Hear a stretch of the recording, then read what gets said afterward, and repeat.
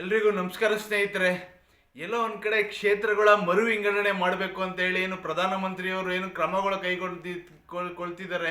ಎಲ್ಲೋ ಒಂದು ಕಡೆ ಕ್ಷೇತ್ರಗಳ ಮರು ವಿಂಗಡಣೆ ಬೇಕಾ? ರಾಜ್ಯದಲ್ಲಿ ಹಾಗೂ ದೇಶದಲ್ಲಿ ಎಷ್ಟೆಷ್ಟು ಸಮಸ್ಯೆಗಳಿದೆ. ಉದ್ಯೋಗದ ಸಮಸ್ಯೆ, ವಿದ್ಯಾಭ್ಯಾಸ ಸಮಸ್ಯೆ, ಶಿಕ್ಷಣ, ಒಂದು ಕಡೆ ನಿರುದ್ಯೋಗ, ಒಂದು ಕಡೆ ಅಸ್ಪೃಶ್ಯತೆ, ಒಂದು ಕಡೆ ಒಳಚರಂಡಿಗಳ ಅವ್ಯವಸ್ಥೆ, ಒಂದು ಕಡೆ ರಸ್ತೆಗಳ ಗುಂಡಿಗಳು, ಒಂದು ಕಡೆ ನೀರಿನ ವ್ಯವಸ್ಥೆ ಸರಿಯಾದಂತೆ ಇಲ್ಲದೆ ಇರುವುದು, ಪೋಲಾಗ್ತಿರುವಂಥದ್ದು. ರಾಜ್ಯದಲ್ಲಿ ಎಷ್ಟು ಸಮಸ್ಯೆಗಳಿದೆ, ದೇಶ ಮಟ್ಟದಲ್ಲಿ ಎಷ್ಟು ಸಮಸ್ಯೆಗಳಿದೆ. ಇವತ್ತು ಕ್ಷೇತ್ರಗಳಲ್ಲಿ ಎಷ್ಟು ಜನ MLAಗಳು ತಿರುಗಾಡಿಕೊಂಡು ರಾಜ್ಯ ಮತ್ತು ದೇಶದ ಸಮಸ್ಯೆಗಳಿಗೆ ಮತ್ತು ಹಳ್ಳಿಗಳ ಸಮಸ್ಯೆಗಳನ್ನು ಡೆಲ್ಲಿವರೆಗೂ ತಗೊಂಡು ಹೋಗ್ತಿರುವಂಥದ್ದು ಮತ್ತು ವಿಧಾನಸೌಧ ಗಂಟ ತಗೊಂಡು ಹೋಗ್ತಿರುವಂಥ ಯಾವ ಒಂದು MLA MP ಗಳಿದ್ದಾರೆ. ಇವತ್ತು ಹಳ್ಳಿಗಳಲ್ಲಿ ಎಷ್ಟೆಷ್ಟು ಸಮಸ್ಯೆಗಳಿದೆ. ಎಲ್ಲ ಒಂದು ಕಡೆ ಜನರು ಹಾಹಾಕಾರದಿಂದ, ಬೇಸಿಗೆಯ ಒಂದು ಹಾಹಾಕಾರದಿಂದ ಎಷ್ಟು ಸಮಸ್ಯೆಗಳಿದೆ. ಸರಿಯಾದಂಥ ಕೃಷಿಗಳಲ್ಲಿ ಸರಿಯಾದಂಥ ಬೆಳೆಗೆ ಆ ಕಾಲಕ್ಕೆ ಮಳೆ ಇಲ್ಲ, ಬೆಳೆ ಇಲ್ಲ. ಕ್ಷೇತ್ರದ ಮರು ವಿಂಗಡಣೆ ಬೇಕಾ? ಇವತ್ತು ರಾಜ್ಯದಲ್ಲಿ 224 ಏನು ತಾಲೂಕುಗಳಿದೆ. ಅದರಲ್ಲಿ 336 ತಾಲೂಕುಗಳು ಹೆಚ್ಚು ಮರು ವಿಂಗಡಣೆ ಮಾಡಬೇಕು ಅಂತೇಳಿ ಏನು ಕ್ರಮ ಕೈಗೊಳ್ತಿದ್ದಾರೆ.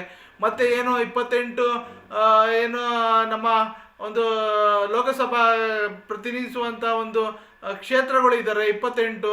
ಇವತ್ತು ಅದನ್ನು 48ಕ್ಕೆ ಏರಿಸಬೇಕು ಅಂಥದ್ದು ಎಲ್ಲಿ ಯಾವ ನ್ಯಾಯ? ಇವತ್ತು ಎಷ್ಟೆಷ್ಟು ಸಮಸ್ಯೆಗಳಿದೆ ಸ್ವಾಮಿಗಳೇ, ಪ್ರಧಾನಮಂತ್ರಿಗಳೇ. ಸಮಸ್ಯೆಗಳು ಎಷ್ಟಿದೆ ಅದ್ರ ಬಗ್ಗೆ ಗಮನ ಕೊಡಿ.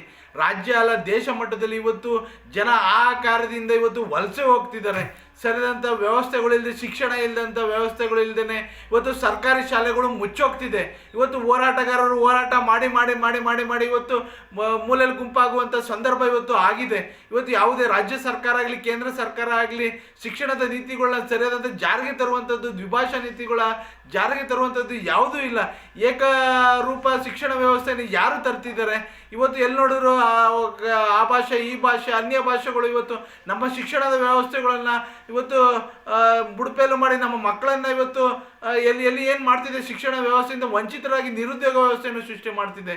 ಇವತ್ತು ರಸ್ತೆಗಳ ಡಾಂಬರೀಕರಣ, ನಮ್ಮ ಮನೆಗಳ ರಸ್ತೆಗಳ ಡಾಂಬರೀಕರಣಗಳು ಎಷ್ಟು ಸರಿ ಇದೆ. ಇವತ್ತು CCTVಗಳಿಗೆ ಇವತ್ತು ಸೀಟ್ ಬೆಲ್ಟು ಮತ್ತು ಹಾಗೆಯೇ ಹೆಲ್ಮೆಟ್ಗಳು ಕಾಣಿಸ್ತದೆ, ಅದೇ ಗುಂಡಿಗಳು ಕಾಣಿಸಲ್ಲ. ಯಾಕೆ?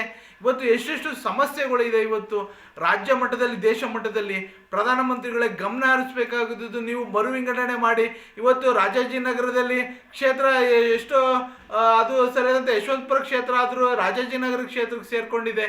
ಯಲಹಂಕ ಆಗಲಿ ಮತ್ತು ಹಾಗೆ ಹೆಬ್ಬಾಳ ಆಗಲಿ, ಇವತ್ತು ರಾಜ್ಯದ ಚಾಮರಾಜನಗರ ಆಗಲಿ, ಎಷ್ಟೆಷ್ಟು ಕ್ಷೇತ್ರಗಳು ಇವತ್ತು ಬೆಂಗಳೂರು ದಕ್ಷಿಣ ಕ್ಷೇತ್ರಗಳಾಗಲಿ ಎಲ್ಲೂ ಮರು ವಿಂಗಡಣೆ ಯಾವ್ಯಾವ ರೀತಿ ಆಗಬೇಕು, ಯಾವ ರೀತಿ ಒಂದು ಚೌಕಟ್ಟಿಲ್ದೇ ನೀವು ಮರು ವಿಂಗಡಣೆ ಮಾಡ್ತೀನಿ ಅಂದರೆ ಸಮಸ್ಯೆಗಳು ಎಷ್ಟಿದೆ ಕ್ಷೇತ್ರದಲ್ಲಿ.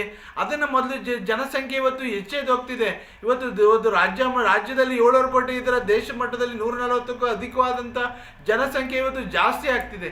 ಇವತ್ತು ಸಮಸ್ಯೆಗಳು ಎಲ್ಲಿದೆ, ಸಮಸ್ಯೆಗಳು ಏನಾಗ್ತಿದೆ, ಇವತ್ತು ಬಗೆಹರಿಸುವಂಥ ನಾಯಕರುಗಳು ಏನಾಗ್ತಿದ್ದಾರೆ. ಇವತ್ತು ಎಲ್ಲೋ ಒಂದು ಕಡೆ ಮೂಲೆ ಗುಂಪಾಗ್ತಿದ್ದಾರೆ. ಇವರ ಆಫೀಸ್ಗಳಿಗೆ, ಇವರ ಒಂದು ಶಾಸಕರ ಭವನಗಳಿಗೆ, ಇವರ ಒಂದು ಲೋಕಸಭಾ ಕ್ಷೇತ್ರದ ಆಫೀಸ್ಗಳಿಗೆ ತಿರುಗಿ ಅರ್ಜಿಗಳನ್ನ ಇಟ್ಕೊಂಡು ಜನ ಇವತ್ತು ಬೇಸತ್ತು ಹೋಗಿದ್ದಾರೆ.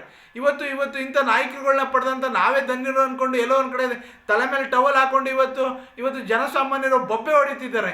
ಇವತ್ತು ಹಳ್ಳಿಕಟ್ಟೆಯಲ್ಲಿ ಕೂತ್ಕೊಂಡಿದ್ದಾರೆ. ಬರೀ ಇದೇನೆ ರಾಜಕೀಯ. ಇವತ್ತು ಎಲ್ಲೇ ವಲಸು ರಾಜಕೀಯ, ಇವರು ಆ ಪಕ್ಷದಿಂದ ಹೋಗೋದು, ರಾಜಕಾರಣಿಗಳು ಇವರು ಈ ಪಕ್ಷದಿಂದ ಹೋಗೋದು, ಬರೀ ಇಂಥ ವಲಸು ರಾಜಕಾರಣನೇ ಇವತ್ತು ಇಂಥ ಒಂದು ವ್ಯವಸ್ಥೆ ಆಗಿರುವಂಥದ್ರಲ್ಲಿ ಇವತ್ತು ಕ್ಷೇತ್ರದ ಮರು ವಿಂಗಡಣೆ ಬೇಕಾ? ಮೊದಲು ರಾಜಕೀಯದ ವ್ಯವಸ್ಥೆ ಬದಲಾವಣೆ ಆಗಬೇಕು. ಪ್ರಧಾನಮಂತ್ರಿಗಳೇ, ದೇಶ ಮಟ್ಟದಲ್ಲಿ ನೀವು ದೇಶವನ್ನು ಉನ್ನತೀಕರಣ ಮಾಡುವಂಥದ್ರಲ್ಲಿ ಮೊದಲು ಕೆಳಮಟ್ಟದಿಂದ ಒಬ್ಬ ಕಾರ್ಯಕರ್ತನಿಂದ ಹಿಡಿದು ಒಬ್ಬ ನಾಯಕನ ಮಟ್ಟಕ್ಕೂ ಇವತ್ತು ಎಲ್ಲವನ್ನು ಸ್ವಚ್ಛ ಮಾಡಿದ್ರೆ ಅವತ್ತು ನಮ್ಮ ದೇಶ ರಾಮರಾಜ್ಯ ಆಗುತ್ತೆ. ಎಲ್ಲೋ ಒಂದು ಕಡೆ ನಾವು ಗಾಂಧಿ ಕಟ್ಟಂಥ ಕನಸು ಇವತ್ತು ರಾಮರಾಜ್ಯ ಆಗಬೇಕು ಅಂದರೆ ದೇಶದ ಒಂದು ಅಸ್ಪೃಶ್ಯತೆ ಆಗಲಿ, ನಿರುದ್ಯೋಗದ ವ್ಯವಸ್ಥೆ ಆಗಲಿ, ಶಿಕ್ಷಣದ ವ್ಯವಸ್ಥೆ ಆಗಲಿ, ಮತ್ತು ಹಾಗೆಯೇ ನೀರಿನ ವ್ಯವಸ್ಥೆಗಳಾಗಲಿ. ಇವತ್ತು ರೈತ ಇವತ್ತು ಆತ್ಮಹತ್ಯೆ ಮಾಡ್ಕೋತಿದ್ದಾನೆ. ಎಷ್ಟು ಅವನ ಒಂದು ಗೋಳು ಎಷ್ಟು ಇವತ್ತು ಆ ಶಾಪ ನಿಮಗೆ ರಾಜಕಾರಣಿಗಳಿಗೆ ತಟ್ಟುತ್ತೆ. ಇವತ್ತು ರೈತನ ಗೋಳು ಬೆಳೆದಂಥ ಬೆಳೆಗೆ ಸೂಕ್ತ ಬೆಲೆ ಇಲ್ಲದೇನೆ ಇವತ್ತು ರೈತ ಆಕಾರದಿಂದ ಟೊಮೊಟೊ ಆಗಲಿ, ಭತ್ತ ಆಗಲಿ, ರಾಗಿ ಆಗಲಿ, ಜೋಳ ಆಗಲಿ, ಇನ್ನೊಂದು ಬೆಳೆದಂಥ ಬೆಳೆಗಳ ಕಬ್ಬ ಆಗಲಿ ಇವತ್ತು ಸರಿಯಾದಂಥ ಕುಂಟಲ್ಗೆ ಸಿಗಬೇಕಾದಂಥ ಹಣವನ್ನು ಸಿಗದೆ ಇವತ್ತು ತಾನು ಬಿತ್ತಿ ಮಾಡಿದಂಥ ಬೆಳೆಗೆ ಸೂಕ್ತ ಬೆಲೆ ಇಲ್ಲದೇನೆ ಬ್ಯಾಂಕ್ ಸಾಲಗಾರರು, ಆ ಸಾಲಗಾರರು, ಇವು ಸಾಲಗಾರರಿಗೋಸ್ಕರ ನೇಣಿಗೆ ಶರಣಾಗ್ತಿದ್ದಾನೆ. ಇವತ್ತು ಆತ್ಮಹತ್ಯೆನೇ ಪರಿಹಾರ ಆಗ್ತಿದೆ ನನ್ನ ರೈತನಿಗೆ. ಇವತ್ತು ರೈತನ ಪರಿಸ್ಥಿತಿ ನಿಮಗೆ ಕಾಣಿಸ್ತಾ ಇಲ್ಲ. ಕ್ಷೇತ್ರದ ಮರುವಿಂಗಡಣೆ ಬೇಕಾ ನಮಗೆ? ಇವತ್ತು ರಾಜಕಾರಣಿಗಳು ನೀವು ಬೆಳೆಯೋಕ್ಕೋಸ್ಕರ ನಿಮ್ಮ ಒಂದು ಐಷಾರಾಮಿ ಜೀವನ, ನಿಮ್ಮ ಒಂದು ಕುಟುಂಬ ಬೆಳೆಯೋಕ್ಕೋಸ್ಕರ ನಿಮ್ಮ ಕುಟುಂಬ ರಾಜಕಾರಣಿಗಳು ನಿಮ್ಮ ಒಂದು ದೇಶ ಮಟ್ಟದಲ್ಲಿ ರಾಜ್ಯ ಮಟ್ಟದಲ್ಲಿ ನೀವು ನಿಮ್ಮ ಒಂದು ಕ್ಷೇತ್ರಗಳನ್ನ ಪ್ರತಿನಿಧಿಸ್ಕೊಂಡು ದುಡ್ಡುಗಳನ್ನ ಮಾಡಿಕೊಂಡು ನಿಮ್ಮ ಒಂದು ಜಂಟಿ ಮಕ್ಕಳುಗಳನ್ನ ಚೆನ್ನಾಗಿಟ್ಕೊಂಡು, ಆದರೆ ಸಾಮಾನ್ಯ ಪರಿಸ್ಥಿತಿಗಳ ಜನರ ಪರಿಸ್ಥಿತಿಗಳನ್ನ ಯಾವ ನಾಯಕರುಗಳು ಅರ್ಥ ಮಾಡ್ಕೋತಿದ್ದಾರೆ? ಎಲ್ಲೋ ಒಂದು ಕಡೆ ನನ್ನ ವಿಡಿಯೋ ಮುಖಾಂತರ ಇಡೀ ರಾಜ್ಯದಲ್ಲಿ ಒಂದು ಬದಲಾವಣೆ ಆಗಬೇಕು, ದೇಶ ಮಟ್ಟದಲ್ಲಿ ಎಲ್ಲೋ ಒಂದು ಕಡೆ ಜನಸಾಮಾನ್ಯರಿಗೆ ಅರ್ಥ ಆಗಬೇಕು. ನಮ್ಮ ಕೂಗುಗಳು ಇವತ್ತು ರೈತಾಪಿ ಕುಟುಂಬದ ಕೂಗುಗಳು ಕೇಳಿಸ್ಬೇಕು. ಇವತ್ತು ಜನಸಾಮಾನ್ಯರು ಇವತ್ತು ಕ್ಷೇತ್ರ ಮರುವಿಂಗಡಣೆ ಮಾಡಿದ್ರೆ ಯಾವುದೇ ಕಾರಣಕ್ಕೂ ನನ್ನ ರೈತ ಬದುಕೋಕ್ಕಾಗಲ್ಲ, ಶ್ರೀ ಸಾಮಾನ್ಯರು ಬದುಕೋಕ್ಕಾಗಲ್ಲ, ಯಾವ ಒಂದು ಅಬಲೆಯರು ಬದುಕೋಕ್ಕಾಗಲ್ಲ, ಯಾವ ಒಂದು ಅಂಗವಿಕಲರು ಮತ್ತು ವೃದ್ಧಾಪರು ಬದುಕೋಕ್ಕಾಗಲ್ಲ. ಎಷ್ಟೆಷ್ಟು ವೃದ್ಧಾಪ ಮತ್ತು ಅನಾಥಾಶ್ರಮಗಳು ಸ್ಟಾರ್ಟ್ ಆಗ್ತಿದೆ. ಯಾರು ಕಾರಣ? ಇವತ್ತು ಶಿಕ್ಷಣದ ನೀತಿ ಒಂದು ಕಡೆ ಕಾರಣ ಆದರೆ ಇವತ್ತು ಅಸ್ಪೃಶ್ಯತೆ ಒಂದು ಕಾರಣ, ಜಾತಿ ಧರ್ಮ ಅಂದ್ಕೊಂಡು ನಮ್ಮಲ್ಲಿ ಕಿತ್ತಾಟಗಳನ್ನ ತಂದ ರಾಜಕಾರಣಿಗಳು ಇವತ್ತು ಅವ್ರಿಗೊಂದು ಧಿಕ್ಕಾರ. ಇವತ್ತು ರಾಜಕಾರಣಿಗಳು ಇಂಥ ಒಂದು ಮಲ್ತಾಯಿ ಧೋರಣೆಗಳನ್ನ ಮಾಡಿಕೊಂಡು ಎಷ್ಟು ಸಮಸ್ಯೆಗಳಿದೆ. ಕಾವೇರಿ ಸಮಸ್ಯೆ ಇದೆ ಇವತ್ತು ತಮಿಳ್ನಾಡ್ದು. ಇವತ್ತು ಮೇಕೆದಾಟು ಕಟ್ತೀನಿ ಅಂತ ಪಾದಯಾತ್ರೆ ಮಾಡ್ತೀರಾ, ನಾನು ಅದು ಮಾಡ್ತೀನಿ ಇದು ಮಾಡ್ತೀನಿ ಅಂತ ರಾಜಕಾರಣಿಗಳು ಬೊಬ್ಬೆ ಹೊಡೆದು ಅಧಿಕಾರಕ್ಕೆ ಬರ್ತೀರಾ. ಆದರೆ ಅಧಿಕಾರಕ್ಕೆ ಬಂದಂಥ ಸಂದರ್ಭದಲ್ಲಿ ನೀವೇನು ಮಾಡ್ತೀರಾ? ಜನಸಾಮಾನ್ಯರಿಗೆ ಈ ಥರ ಕ್ಷೇತ್ರ ಮರುವಿಂಗಡಣೆ ಮಾಡಿಕೊಂಡು ನೀವು ಬೆಳಕೋಸ್ಕರ ನಿಮ್ಮ ಒಂದು ಕ್ಷೇತ್ರನ ಹುಡ್ಕೊಂಡು ನೀವು ಜನಪ್ರತಿನಿಧಿಗಳು ನಿಮ್ಮ ಒಂದು ಸ್ವಂತಿಕೆಗೋಸ್ಕರ ಇವತ್ತು ಜನಸಾಮಾನ್ಯರನ್ನ ಬಲಿ ಕೊಡ್ತಿದ್ದೀರಾ. ಕ್ಷೇತ್ರ ಮರುವಿಂಗಡಣೆ ಬೇಕಾ? ಇದು ನಮಗೆ ಬೇಕಾಗಿಲ್ಲ. ಪ್ರಧಾನಮಂತ್ರಿಗಳನ್ನ ಕೈ ಮುಗಿದು ಬೇಡ್ತೀನಿ ನಾನು ಒಂದು ಬಾರಿ, ಈ ಕ್ಷೇತ್ರ ಮರುವಿಂಗಡಣೆ ಮಾಡೋದಾದರೆ ರಾಜ್ಯದಲ್ಲಿ ಎಷ್ಟು ಸಮಸ್ಯೆಗಳಿದೆ, ಜ್ವಲಂತ ಸಮಸ್ಯೆಗಳಿದೆ. ರಾಜ್ಯದ ಇವತ್ತು ರೈತಾಪಿ ಕುಟುಂಬದವರು ಇವತ್ತು ಬೀದಿಗೆ ಬಂದಿದ್ದಾರೆ. ಉತ್ತರ ಕರ್ನಾಟಕ ಭಾಗ ಆಗಲಿ, ಉತ್ತರ ಭಾರತದವರು ಆಗಲಿ ಇವತ್ತು ನಮ್ಮವ್ರನ್ನ ಇವತ್ತು ಆಕ್ರಮಣ ಮಾಡಿ ಇವತ್ತು ಏನೇನು ಮಾಡ್ತಿದ್ದಾರೆ ಎಲ್ಲವೂ ಗೊತ್ತಿದೆ ಜನಸಾಮಾನ್ಯರಿಗೆ. ಒಂದು ಕಡೆ ಉತ್ತರ ಕರ್ನಾಟಕದ ಸಮಸ್ಯೆ ಆದರೆ ರಾಜ್ಯದಲ್ಲಿ ಇನ್ನೊಂದು ಕಡೆ ಉತ್ತರ ಭಾರತದ ಸಮಸ್ಯೆ. ಇಲ್ಲಿ ರಾಜಕೀಯದ ಒಂದು ವ್ಯವಸ್ಥೆಗಳಿಂದ ಇವತ್ತು ನಮ್ಮ ಒಂದು ಪರಿಸ್ಥಿತಿಗಳು ಇವತ್ತು ಡೋಲಾಮನವಾಗಿದೆ. ಇವತ್ತು ನಮ್ಮ ರೈತಾಪಿ ಕುಟುಂಬಗಳು ಎಲ್ಲಿಗೆ ಹೋಗಬೇಕು? ಈ ಕ್ಷೇತ್ರ ಮರುವಿಂಗಡಣೆ ಬೇಕಾ? ಇವತ್ತು ಹಳ್ಳಿಗಾಡಿನ ನನ್ನ ಪುಣ್ಯಾತ್ಮ ಹೆಣ್ಣು ಮಕ್ಕಳುಗಳು ಇವತ್ತು ಸರ್ಕಾರಿ ಶಾಲೆಗಳು ಮುಚ್ಚೋಗ್ತಿರೋದ್ರಿಂದ ಇವತ್ತು ಪಟ್ಟಣಗಳಿಗೆ ಖಾಸಗಿ ಶಾಲೆಗೆ ಹೋಗ್ತಿದ್ದಾರೆ. ಈ ಖಾಸಗಿ ಶಾಲೆಗಳು ಯಾರ್ದು?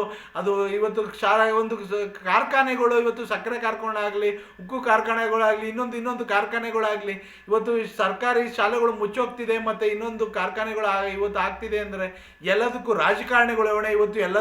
ಇವತ್ತು ಖಾಸಗೀಕರಣ ಆಗ್ತಿರೋದು ರಾಜಕಾರಣಿಗಳ ಶಾಲೆಗಳಿಂದ. ಇವತ್ತು ಖಾಸಗೀಕರಣ ಕಾರ್ಖಾನೆಗಳಾಗ್ತಿರೋದು ರಾಜಕಾರಣಿಗಳಿಂದ. ಇವತ್ತು ಒಂದು ವರ್ಗದಲ್ಲಿ ಇವತ್ತು ರಾಜಕಾರಣಿಗಳಿಂದ ಇವತ್ತು ಜನಸಾಮಾನ್ಯರ ಮೇಲೆ ಸಮಾಧಿಗಳನ್ನ ಮಾಡ್ತಿದ್ದಾರೆ.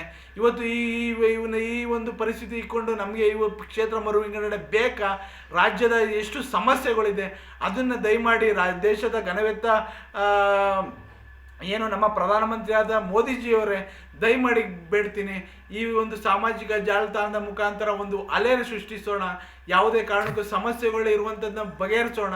ಈ ಕ್ಷೇತ್ರ ಮರುವಿಂಗಡಣೆ ಬೇಕಾ ಬೇಡ? ನೀವು ರಾಜಕೀಯದ ನಾಯಕರ ಕಿವಿಮಾತು ಕೇಳಬೇಡಿ. ಪ್ರಧಾನಮಂತ್ರಿಗಳೇ, ರಾಜ್ಯದ ಸಮಸ್ಯೆಗಳು ಮತ್ತು ದೇಶದ ಮಟ್ಟದ ಸಮಸ್ಯೆಗಳನ್ನ ಬಗೆಹರಿಸಿ. ಇವತ್ತು ಒಂದು ಕಡೆ ಯುದ್ಧಗಳು ನಡೀತಿದೆ, ಯುದ್ಧಗಳು ಅದು ನಮಗೆ ಬೇಕಾಗಿಲ್ಲ. ನಾವು ಶಾಂತಿ ಧರ್ಮ ಮತ್ತು ಒಂದು ವ್ಯವಸ್ಥೆಯಿಂದ ಬದುಕಿರುವಂಥ ನಾವು ಭಾರತೀಯರು, ನಮಗೆ ಶಾಂತಿಯಿಂದ ನಡೆಯೋಣ. ಈ ಒಂದು ವ್ಯವಸ್ಥೆಯಲ್ಲಿ ಇಡೀ ಒಂದು ದೇಶ ಮಟ್ಟದಲ್ಲಾಗಲಿ ರಾಜ್ಯ ಮಟ್ಟದಲ್ಲಾಗಲಿ ಸಮಸ್ಯೆಗಳೇನಿದೆ ಅದು ಬಗೆಹರಿಸೋಣ. ಈ ಕ್ಷೇತ್ರ ಮರುವಿಂಗಡಣೆ ನಮಗೆ ಬೇಕಾಗಿಲ್ಲ.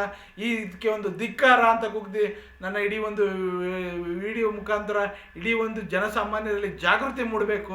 ಸತ್ತ ಜನಗಳು ಬಡದತಿ ಮತ್ತೆ ಎದ್ದು ಬಂದು ಪ್ರಶ್ನೆ ಮಾಡುವಂಥರಾಗಬೇಕು. ಪ್ರತಿಯೊಬ್ಬರು ಪ್ರಶ್ನೆ ಮಾಡಬೇಕು. ನನ್ನ ಹಳ್ಳಿಗಾಡಿನ ಪುಣ್ಯಾತ್ಮ ತಂದೆ ತಾಯಿಗಳಾಗಲಿ, ಯುವತಿಯರಾಗಲಿ, ದೇಶದ ಮಟ್ಟದಲ್ಲೇ ಆಗಲಿ, ರಾಜ್ಯ ಮಟ್ಟದಲ್ಲಾಗಲಿ, ನಿಮ್ಮ ತಾಲೂಕು ಮಟ್ಟದಲ್ಲಾಗಲಿ, ನಿಮ್ಮ ಪಂಚಾಯಿತಿ ಮಟ್ಟದಲ್ಲಾಗಲಿ, ನಿಮ್ಮ ಗ್ರಾಮಗಳಾಗಲಿ, ಪ್ರತಿಯೊಬ್ಬ ರಾಜಕಾರಣಿಗಳನ್ನ ಪ್ರಶ್ನೆ ಮಾಡಬೇಕು. ಅವತ್ತು ನಮ್ಮ ದೇಶ ರಾಮರಾಜ್ಯ ಆಗುತ್ತೆ ಅಂತ ಇಡೀ ಮುಖಾಂತರ ನೀನು ಕ್ಷೇತ್ರ ಮರುವಿಂಗಡಣೆ ನಮ್ಗೆ ಬೇಕಾಗಿಲ್ಲ, ಇದು ನಮಗೆ ಬೇಕಾಗಿಲ್ಲ ಅಂತ ಹೇಳಿ ನನ್ನ ವಿಡಿಯೋನ ಮುಗಿಸಿದ್ದೀನಿ. ಜೈ ಕರ್ನಾಟಕ. ಮತ್ತೆ ಒಂದೇ ಮಾತನ್ನು